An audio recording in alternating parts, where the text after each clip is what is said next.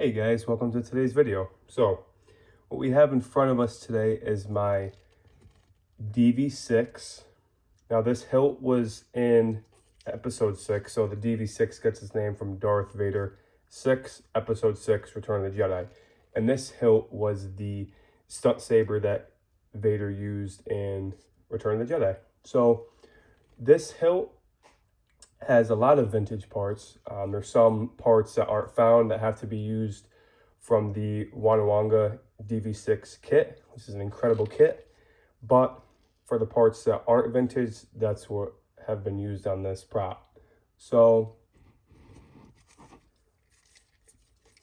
as well as the grips, they're Geno grips. But let's start from the top. So this shroud is a Wanawanga shroud because it's not a found part. It's probably a machine specific part that they use for the prop, but this is a Wanawanga shroud. As well as the D-ring assembly, which is from Wanawanga. And this is a vintage D-ring. As well as the thumb screw, I believe, is from the Wanawanga kit. And stepping down from that, we'll go through some accuracy details. There is putty applied in the port, as well as putty applied here. And this pin is in the hilt, and this is a Fulmer pin. So with that, this is a Fulmer 3-cell upper and lower, no pat. And so you have your pin there, as well as no pins here, but there's the putty. And stepping down from the holes there is this vintage found part tire valve. It's a nice accuracy detail. And from that, we have a vintage ball catch. And actually, this ball catch is held in with a vintage Kobold screw from the Kobold, which is awesome. And you have your specific areas where your Allen bolts are in place, specifically for the core that held the rod in place since it was a stunt saber. So the Wanawanga template is a must for drilling these, and they're also countersunk, so they are flush with the flash, as well as all these screws here. And as you can see here, the slider is removed, and there's a specific indent for the hole here below the ball catch. And then there is one Allen bolt behind the ball catch there. And then there's some accuracy weathering and scratches like the screen used prop had. And then stepping down from that, you have your band here, as well as this part here, switch assembly, which the clamp cover, I guess you can say, is weathered nicely. As you can see, you got some paint weathering done and marks and scratches, as well as there's putty applied to the control box here. Nice accuracy detail. And these grips are Geno grips, cut to spec and spaced to the right specification. And you can see these holes here, which we'll go over why those holes are there and where this hilt derived from at the end of the video. But yeah, you have your grips, the right orientation and spacing and length and everything like that as a prop had. And then stepping down from the grips, you have a chrome Kobold clip, as well as a nice weathered vintage D-ring. Now, the bottom of this, the procedure of doing this is actually sanding down the bottom of the flash, sanding it down until you have the, I guess you can say lid or piece below this, and that has the lettering on it. It'll say, Fulmer, New York, no pat. That was sanded down, flipped, and then applied with putty, I believe.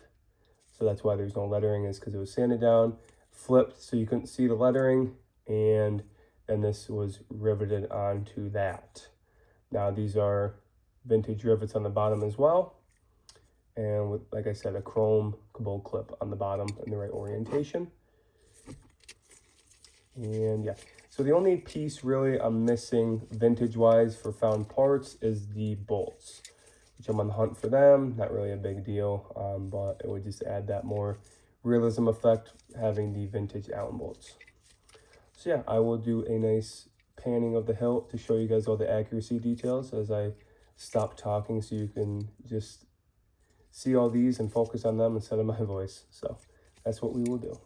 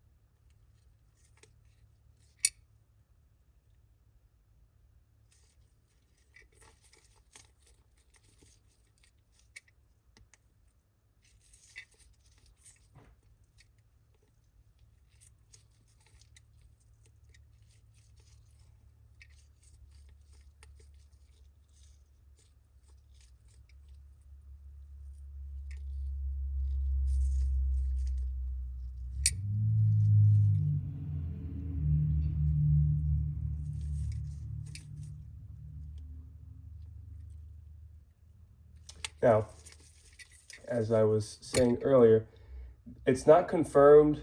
I mean, it's pretty well known that this hilt was the Wampa Cave stunt. The Wampa Cave scene when Luke fights the Wampa. I believe that was turned into a bladed stunt for Bespin. And there's some photos as well on Dagobah, some still photos, not many, but you can see the Allen bolts in the upper, exactly like the DV6 is. And that was then, I believe, repurposed for the DV6. So the ESB bladed stunt was repurposed for Darth Vader's Episode 6 lightsaber.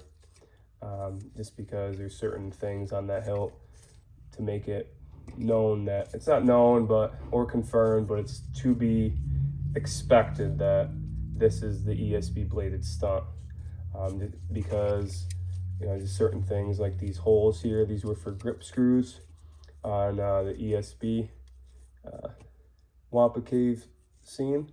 Those holes were drilled into the flies of the grip, so that's a, that's a telltale sign there, as well as the Cabot being chrome, the holes on the upper, and holding the core in place as well. That would be the same thing on the bladed stunt in ESB.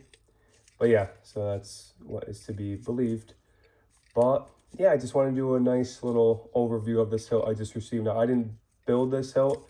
I bought it already built, so I can't take the credit of all the accuracy mods and finding all these parts, but it was helping a friend out and helping me out by getting this in the collection. So really appreciate him selling this to me. And yeah, so it's definitely a must. I'm more focused on my Vader stunts now with vintage parts, so that's my main priority at the moment. I'm not going for the all Vader collection because it's gonna be very difficult. Seeing the going for the vintage aspect, you'll need very rare MPP flashes, specific to each hilt, because the V2 is a small B port, the V1 is a large B port with straight sidebars. That's name a few of the specifications of each hilt. And then the ESB is a large B port with black trap bars, and as well as the Return of the Jedi hero prop I believe is the, it's said to be the ESB was used in some of the scenes for a belt hanger for Return of the Jedi. That was on some of the reference photos and behind the scene photos. But yeah, that's a quick little overview. I hope you guys stay tuned. I'm going to be trying to make more videos as I can. I currently just want to get this out of the way because it's done and complete and awesome. I also have a Vader A New Hope square shroud stunt, which is motorized. I was able to have an MPP vintage clamp on it, built with vintage parts that, as far as we know of, that are available, as well as the Vader shared stunt from A New Hope, which is motorized with vintage parts.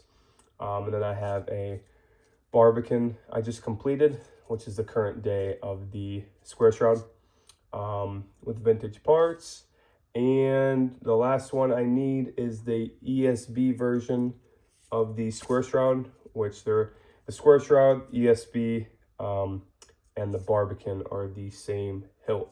So I just need a kit of the square shroud and make some modifications to it because it's not motorized like the A New Hope version, and it has a few holes for the core, hold the core in place since it's a stunt for ESB. But yeah, it's a few little updates of what's to come, guys, and I appreciate you stopping into today's video, and I hope you enjoy the rest of your day.